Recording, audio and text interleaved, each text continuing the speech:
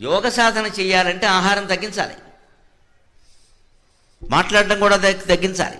రెండో సాధన మాట్లాడడం. వాంగ్నిరోధం యోగస్య ప్రథమ ద్వారం, యోగానికి మొట్టమొదటి ద్వారం ఏమిటంటే మాట్లాడడం తగ్గించే అన్నాడు.